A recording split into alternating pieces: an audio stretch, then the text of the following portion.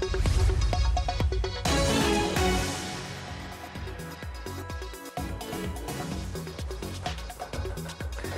मैं हूं दीपाली राणा। आप देख रहे हैं मार्केट्स टुडे और आज के सेशन की बात करें तो लगातार तीसरा सेशन इस हफ्ते का जब बाजार तेजी के साथ हुआ है बंद, यानी तेजी का हैट्रिक आज मार्केट में लगते हुए दिखा। सेंसेक्स और निफ्टी दोनों ही अपने 3 हफ्तों की ऊंचाई पर बंद हुए हैं। बैंक में शानदार रौनक थी। दिग्गज बैंक, आईसीआईसीआई, एक्सिस, एचडीएफसी ये दिन के ऊपरी स्तरों पर हुए हैं बंद और बैंक स्टॉक्स में शानदार तेजी के बदौलत निफ्टी बैंक भी 1000 पॉइंट से ज्यादा की तेजी के साथ हुआ है क्लोज। मेटल्स में आज शुरुआत में थोड़ी प्रॉफिट बुकिंग देखी गई, लेकिन उसके बाद एक स्मार्ट रिकवरी लोअर लेवल से हमने मेटल स्टॉक्स में भी आते हुए देखी। इसके अलावा ऑटो स्टॉक्स में काफी शानदार मूव था। ऑटो स्टॉक्स में काफी स्ट्रॉन्ग स्ट्रेंथ आज देखने को मिली। टीवीएस मोटर्स के अच्छे अर्निंग्स के बाद बाकी ऑटो शेयर्स में भी जो बायस था वो पॉजिटिव रहा। अगर निफ्टी की बात करेंगे तो इस महीने में सबसे बड़ी तेजी देखी गई है और पहली बार अगर आप देखेंगे तो निफ्टी 200 पॉइंट चढ़कर बंद हुआ है। बैंक स्टॉक्स में काफी शानदार मूव था। इसके अलावा फार्मा और रियल्टी यहां पर थोड़ा दबाव आज के सेशन में रहा। कंज्यूमर ड्यूरेबल्स, पावर स्टॉक्स में बाइंग देखने को मिली। अब देखते हैं कि आज रेंज क्या क्या रही। निफ्टी की रेंज से शुरुआत करेंगे। 195 अंकों के दायरे में निफ्टी में कारोबार आज होते हुए दिखा। सेंसेक्स में 735 अंकों के दायरे में ट्रेड हुआ। निफ्टी बैंक ने 950 अंकों के दायरे में कारोबार किया आज के सेशन में। एडवांस डिक्लाइन देखेंगे तो निफ्टी के 35 शेयर्स बढ़कर बंद हुए। 15 स्टॉक्स दबाव के साथ क्लोज हुए। सेंसेक्स के 30 में से 25 स्टॉक्स बढ़कर बंद हुए। 5 शेयर्स में दबाव रहा। निफ्टी बैंक के 12 कॉन्स्टिट्यूएंट्स हरे निशान में बंद होने में कामयाब हुए। निफ्टी एफ&ओ के 100 शेयर्स बढ़कर बंद हुए। 56 शेयर्स दबाव के साथ। एनएससी के 1180 शेयर्स बढ़कर बंद हुए। 708 शेयर दबाव के साथ क्लोज हुए और बीएससी के 1782 शेयर्स बढ़कर और लगभग 1185 शेयर्स दबाव के साथ बंद हुए हैं। कंट्रीब्यूशन देखिए, अगर आज के टॉप 5 कंट्रीब्यूटर्स आप देखेंगे तो क्लियरली देख सकते हैं कि बैंक और एनबीएफसी सबसे ज्यादा सपोर्ट कर रहे थे। बजाज फाइनेंस, बजाज फिनसर्व में 8% तक की तेजी रही आज के सेशन में। कंट्रीब्यूशन के हिसाब से एचडीएफसी बैंक ने 40 अंकों का कंट्रीब्यूट किया। आईसीआईसीआई बैंक ने 31 अंकों का। कोटक महिंद्रा बैंक ने कंट्रीब्यूट किया 21 अंक का। एचडीएफसी लिमिटेड ने 25 पॉइंट का और बजाज फाइनेंस 17 अंकों का कंट्रीब्यूशन आज के सेशन में देकर गया। नेगेटिव कंट्रीब्यूशन रहा ब्रिटानिया में 3 अंक का। टीसीएस, नेस्ले, एलएनटी इन तीनों की ओर से 2-2 अंकों का नेगेटिव कंट्रीब्यूशन रहा और बीपीसीएल ने 1 अंक का नेगेटिव कंट्रीब्यूट किया। कई स्टॉक्स है जिन्होंने नए रिकॉर्ड हाईज आज के सेशन में छुए, स्पेशली केमिकल स्पेस से। इसके अलावा भारत रसायन, एबीबी पार, सीडीएसएल, केपीआर मिल, पॉलीकैब्स ये भी अपने ऑल टाइम हाईज पर बंद हुए। वॉल्यूम्स के हिसाब से देखिए, सबसे ज्यादा वॉल्यूम्स का कारोबार हुआ बजाज फाइनेंस में 4530 करोड़ का, एक्सिस बैंक में 3828 करोड़ का, टीवीएस मोटर्स में 2561 करोड़ के रिकॉर्ड वॉल्यूम्स आज के सेशन में रहे और आईसीआईसीआई बैंक में और टाटा स्टील में लगभग 2000 करोड़ के वॉल्यूम्स आज देखे गए। तो ये था आज का मार्केट का पूरा अपडेट। अब करते हैं कल की तैयारी। कल क्योंकि एक्सपायरी भी है इस सीरीज की और जो पहले 3 सेशन रहे हैं यानी सोमवार से लेकर आज तक के वो तेजी भरे रहे हैं, तो ऐसे में कल थोड़ा सा अलर्ट रहने की जरूरत होगी। और एक्सपायरी कहाँ हो सकती है, स्ट्रैटेजी आपके इंडेक्स पर क्या होनी चाहिए, इस पर एक्सपर्ट कमेंट लेते हैं। हमारे साथ श्रीकांत चौहान मौजूद हैं कल की तरह। श्रीकांत नमस्कार, स्वागत है आपका। शानदार सेशन रहा आज का भी। अब ये बताइए 2 चीजें। पहली बात तो कल एक्सपायरी कहाँ एक्सपेक्ट कर रहे हैं और ट्रेड कैसे लेंगे कल, क्योंकि स्पेशली 3 दिन की तेजी के बाद एक्सपायरी डे पर ट्रेड थोड़ा सा स्केप्टिकल हो जाता है, तो क्या सजेशन रहेगा आपका? नमस्कार दीपाली। देखिए, वैसे अगर मार्केट का ट्रेंड देखें तो आज जो हमने तेजी देखी है वो काफ़ी शानदार तेजी थी और इनफैक्ट ये इतना एक्सपेक्टेड नहीं था कि आज ही के दिन में हम इतनी बड़ी तेजी देख लेंगे, स्पेशली जब बॉन्ड यील्ड, जो लॉन्ग टर्म बॉन्ड यील्ड था यूएस में, वो 1.57 से लेकर 1.6365 के करीब आ चुका है। हमें लगता है कि कल का जो ये आउटकम आएगा एफओएमसी का वो भी काफ़ी इसके ऊपर महत्वपूर्ण है। हमें वो भी देखना है कि उसका आउटकम क्या आता है और वो भी काफ़ी हद तक डिसाइड करेगा कि एक्सपायरी कहाँ आ सकती है। लेकिन मुझे लगता है कि अगर इस आउटकम के बाद अगर कोई भी अगर करेक्शन अगर मार्केट में देखने को मिलता है, कोई भी अगर गैप डाउन ओपनिंग अगर देखने को मिलती है, तो डेफिनेटली हमें लगता है कि उस पर्टिकुलर डिक्लाइन में बाय करके चलना चाहिए। हमें लगता है कि जो एक्सपायरी रहेगी वो तकरीबन 14,850 के करीब की हो सकती है और अगर कोई भी करेक्शन अगर आता है 14,750 के करीब या 700 के करीब, तो वहाँ पे हमें लगता है कि लॉन्ग पोजीशंस बनानी चाहिए। हमें लगता है इवेंचुअली ये मार्केट 15,000 के लेवल्स क्रॉस कर सकता है। ठीक है, तो 15,000 के लेवल्स निफ्टी पर क्रॉस हो सकते हैं। कन्विक्शन पॉजिटिव है, डिप मिले तो बाय करके चलना है। निफ्टी बैंक यहां पर तो काफी आउट परफॉर्मेंस दिखी। 12 के 12 कॉन्स्टिट्यूएंट्स हरे निशान में बंद हुए। दिग्गज प्राइवेट बैंक्स में स्ट्रॉन्ग मूव था। पहले तो निफ्टी बैंक पर कमेंट दीजिए, उसके बाद स्टॉक्स पर आएंगे। निफ्टी बैंक में क्या करेंगे? जी दीपाली, वैसे अगर आज अगर बैंक निफ्टी की बात करें तो शानदार तेजी वहाँ पे भी हमने देखी है। एक ज़बरदस्त सेशन था बैंक निफ्टी के लिए, और इनफैक्ट हमने कई दिनों से यही बात की थी कि बैंक निफ्टी में आउट परफॉर्मेंस है, वहाँ पे फोकस करना है। एचडीएफसी बैंक, आईसीआईसीआई बैंक, दिग्गज, एक्सिस बैंक, सभी में हमने तेजी देखी और हमें लगता है कि ये तेजी और बरकरार रहेगी। 34,200 के लेवल्स देखने मिल सकते हैं, लेकिन चूंकि मार्केट काफ़ी बढ़ चुका है, ओवर रिट्रेस्ट हो चुका है, ये ओवरबॉट मार्केट नहीं है लेकिन काफ़ी बढ़ चुका है, तो हमें लगता है कोई भी करेक्शन अगर आता है तो वहाँ पे हम बाय की पोजीशंस बना सकते हैं। मुझे लगता है कि 33,500 से लेकर 33,400 के रेंज में अगर बैंक निफ्टी वापस अगर करेक्शन में आती है तो बिल्कुल वहाँ पे लॉन्ग किया जा सकता है। 34,200 के टारगेट्स नजर आ रहे हैं। ठीक है, तो अब बात करेंगे स्टॉक्स की और बैंक स्टॉक से शुरुआत कर लेते हैं। अब ये बताइए, दाव किस पे लगाएंगे? खरीदारी तो सब स्टॉक्स में थे, फिर चाहे वो दिग्गज प्राइवेट बैंक्स हो या फिर सरकारी बैंक हो, कोई एक स्टॉक अगर चुनना हो तो किसके साथ जाएंगे? देखिए, मुझे लगता है कि अगर यहाँ पे अगर जैसे मार्केट बढ़ चुका है और यहाँ पे अगर कोई एक स्टॉक अगर मुझे चूज करना है तो मुझे लगता है कि एचडीएफसी बैंक में अभी भी काफ़ी हद तक एक अच्छी गुंजाइश है। ये स्टॉक 1550 से लेकर 1575 के लेवल्स दिखा सकता है। 1480 1475 के रेंज में अवेलेबल है। 1430 का स्टॉप लॉस रखा जा सकता है। आईसीआईसीआई बैंक वैसे काफ़ी चल चुका है, एक्सिस बैंक चल चुका है। मुझे लगता है कि यहाँ पे थोड़ी सी जो शॉर्ट पोजीशंस थी वहाँ पे भी हमने एक शॉर्ट कवरिंग देखी है, लेकिन एक सस्टेन्ड अगर यहाँ से अगर किसी में बाइंग अगर आ सकती है, अगर मार्केट को 15,000 के पार अगर लेके जाना है तो हमें लगता है कि एचडीएफसी ट्विंस वापस एक बार हरकत में आएंगे और एचडीएफसी बैंक हमें लगता है कि उसमें स्ट्रॉन्ग पिक है। ठीक है, तो एचडीएफसी बैंक स्ट्रॉन्ग रहेगा, यहाँ पर आप फोकस कर सकते हैं। अच्छा, एनबीएफसी काफी स्ट्रॉन्ग मूव था। आप देखिए, Shriram transport finance, L&T finance, दिग्गजों में बजाज फाइनेंस, बजाज फिनसर्व ने तो इनफैक्ट अपने नए हाइज भी आज के सेशन में छुए। कल हम जिक्र कर भी रहे थे बजाज फाइनेंस, बजाज फिनसर्व, दोनों पर अपनी राय दीजिए। बजाज फाइनेंस स्पेशली, जो कि अपने जिसमें गिरावट भी हमने जितनी तेज देखी थी उतनी शार्प रिकवरी स्टॉक में रही है। एक दिन में आज 8% बढ़ गया। अब क्या करना है इन लेवल्स पर? बिल्कुल, तो देखिए, वैसे बजाज फाइनेंस में जो एक दिक्कत थी वो यही थी कि इसके नतीजे कैसे आते हैं, और नतीजों के बाद हमने वही बात की थी कि नतीजों के बाद इसमें बाइंग आ सकती है, क्योंकि एक काफ़ी cautiously optimistic sort of behaviour हमें देखने मिला था बजाज फाइनेंस से, और इसने इवेंचुअली 5,000 के लेवल को क्रॉस किया है। टेक्निकली अगर देखा जाए तो मुझे लगता है कि 5,000 के लेवल अभी एज अ सपोर्ट वर्क करेंगे और आने वाले दिनों में ये स्टॉक वापस 5,500 के लेवल्स छू सकता है। तो कोई भी करेक्शन अगर आती है तो बिल्कुल बाय किया जा सकता है। 5,000 का हम स्टॉप लॉस रखेंगे। 5,000 5,500 के टारगेट हमें नजर आ रहे हैं। ठीक है, तो 5500 तक के टारगेट एक्सपेक्टेड है बजाज फाइनेंस में। बजाज फिनसर्व भी पॉजिटिव दिख रहा है, तो अगर आपके पास ट्रेड्स हैं तो जो लेवल्स श्रीकांत ने बताए हैं उन पर गौर कीजिए। अच्छा, आपने भी कुछ ट्रेड्स आइडेंटिफाई किए होंगे, कौन कौन से हैं वो स्टॉक्स? देखिए, मुझे लगता है कि मार्केट में अगर कोई भी करेक्शन आता है तो वापस एक बार मार्केट में रिबाउंड देखने मिलेगा, और इस बार अगर रिबाउंड देखने मिलेगा तो हमें लगता है कि रिलायंस इंडस्ट्रीज और श्रीराम ट्रांसपोर्ट फाइनेंस, ये दो स्टॉक चल सकते हैं। श्रीराम ट्रांसपोर्ट फाइनेंस वैसे फाइनेंस सेक्शन से है और वहाँ पे हमें लगता है कि एक बार ये स्टॉक 1500 के लेवल्स छू सकता है।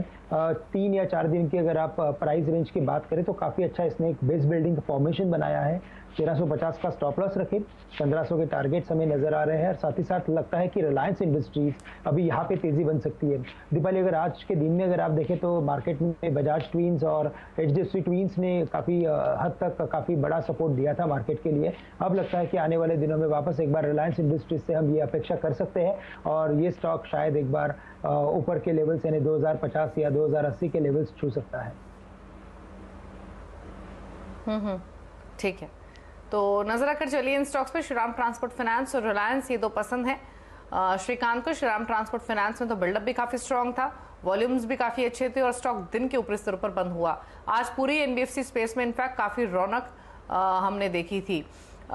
इसके अलावा एक बार टीवीएस मोटर्स पर राय ले लेते हैं और उसके बाद कल के अर्निंग्स पर भी बातचीत करेंगे। Srikanth, TVS Motors strong set of earnings, strong reaction, लेकिन अगर किसी ने आज ही के दिन खरीदा है या फिर पोजीशन कैरी कर ली है कल के लिए, उनके लिए क्या सजेशन है, क्या करना है? आप देखिए, वैसे इसमें वॉल्यूम बेस्ड ब्रेकआउट आया है और मुझे लगता है कि ये स्टॉक शायद एक बार 700 सवा 700 के लेवल्स भी दिखा सकता है। तो कोई भी करेक्शन अगर आता है तो बिल्कुल बाय किया जा सकता है। अगर वेरी शॉर्ट टर्म व्यू के साथ अगर किसी ने पोजीशन बनाई है तो मुझे लगता है कि थोड़ा अगर कोई भी करेक्शन अगर आता है तो बिल्कुल इसमें आप पोजीशंस को होल्ड कीजिए।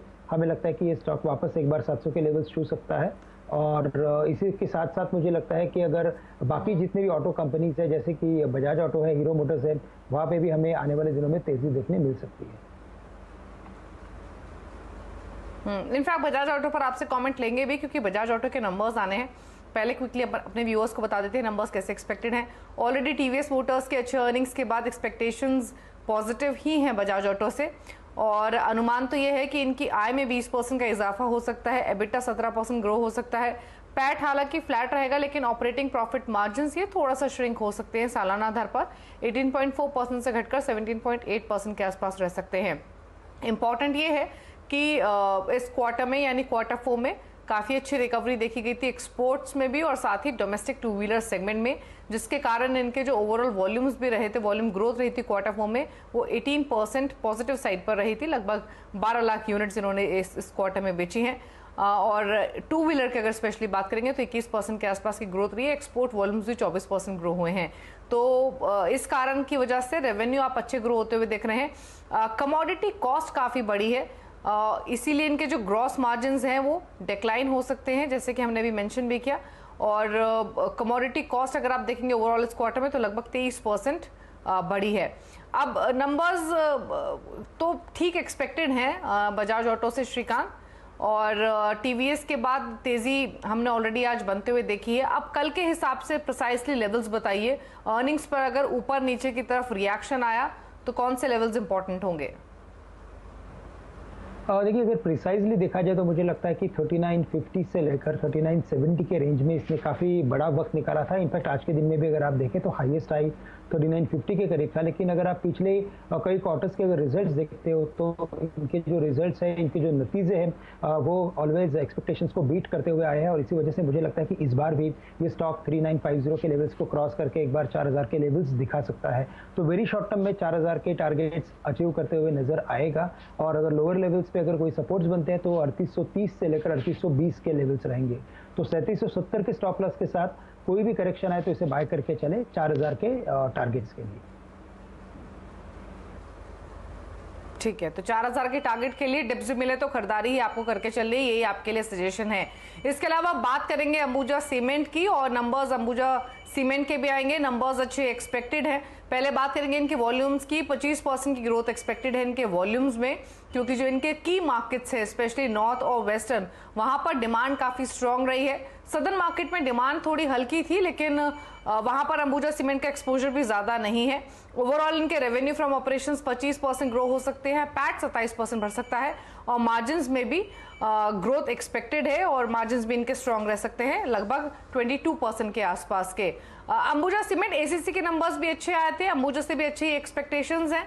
क्या आउटलुक रहेगा कल के लिए अंबुजा सीमेंट पर? देखिए, यहाँ पे भी हमें लगता है कि तेजी का एक रुख रहेगा, क्योंकि ये स्टॉक भी वैसे देखा जाए तो बॉटम से अच्छा रिकवर हुआ है। और जब करेक्शन इसमें आता है तो इसमें वॉल्यूम्स काफ़ी कम होते हैं, तो ये क्लियरली इंडिकेट करता है कि इसमें सेल ऑफ नहीं है। और अगर आप इसको अल्ट्राटेक के साथ अगर कंपेयर करेंगे तो ये काफ़ी अंडर वैल्यूड स्टॉक है in terms of technicals also, in terms of fundamentals also. तो हमें लगता है कि रिलेटिव आउट परफॉर्मेंस बना रहेगा, और आने वाले दिनों में शायद ये स्टॉक एक बार वापस 320-330 के लेवल्स छू सकता है। वेरी शॉर्ट टर्म में हमें लगता है कि 320 के लेवल्स ये छू सकता है, और यहाँ पे जो स्टॉप लॉस रखना है वो हम रखेंगे 303 रुपए का। ठीक है, तो व्यू पॉजिटिव है, खरीदारी की ही सलाह है अंबुजा सीमेंट में भी। यतिन के पास चलते हैं, पूछ लेते हैं डीलिंग रूम का चेक। यतिन बताइए कौन कौन से स्टॉक्स हैं आज?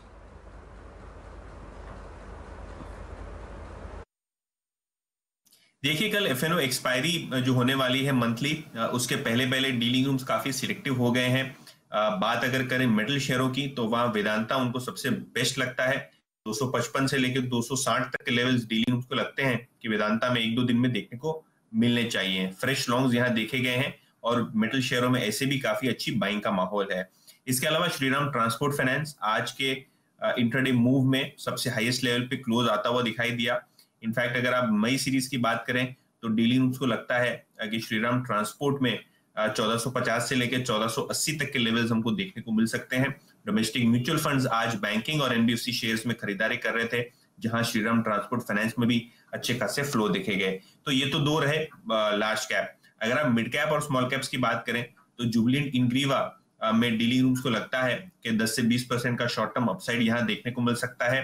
काफी अच्छा ट्रैक्शन उनकी एपीआई और लाइफ साइंसेस बिजनेस में देखने को मिल रहा है। एक प्रोडक्ट जो वो बनाते हैं इथाइल एसीटेट, वहां भी अंतरराष्ट्रीय दामों में काफी अच्छी मजबूती है। और अगर आप देखें मार्की इन्वेस्टर्स जैसे कि राकेश झुनझुनवाला, इस क्वार्टर में जुबिलेंट इंग्रीवा में उन्होंने अच्छा खासा हिस्सेदारी में इजाफा किया है। तो ये एक शेयर है जो एचएनआई रेडार पे देखने को मिल रहा है। तो ये 3 स्टॉक्स हैं। श्रीराम ट्रांसपोर्ट फाइनेंस पर डीलर्स भी बुलिश हैं और श्रीकांत ने ऑलरेडी अपने पिक्स में शामिल किया है स्टॉक को। लेकिन वेदांता पर एक राय ले लेते हैं। वेदांता पर बताइए क्या स्ट्रैटेजी रहेगी कल के लिए आपकी, श्रीकांत? बिल्कुल, इनफैक्ट यहाँ पे भी अगर आप देखें तो एक अच्छी तेजी बनी है और जो इंटरनेशनल मार्केट्स में कमोडिटी प्राइसेस है वहाँ पे भी हमने कॉपर में अच्छी खासी तेजी देखी है और इसी वजह से मुझे लगता है कि ये स्टॉक एक बार 260 के लेवल्स छू सकता है। करंट लेवल्स 242 के करीब के है और चूंकि मेटल्स में काफ़ी अच्छी तेजी बनी है तो शायद इसमें करेक्शन अगर आता है तो कोई भी करेक्शन में बाय करके चले। 230 रुपये का स्टॉप लॉस रखना पड़ेगा, लेकिन 260 रुपये के टारगेट नजर आ रहे हैं। ठीक है, चलिए इसी के साथ एक ब्रेक का भी वक्त हुआ है। लौटेंगे तो कुछ और स्टॉक्स पर श्रीकांत का व्यू लेंगे। आप देखते रहिए मार्केट्स टुडे।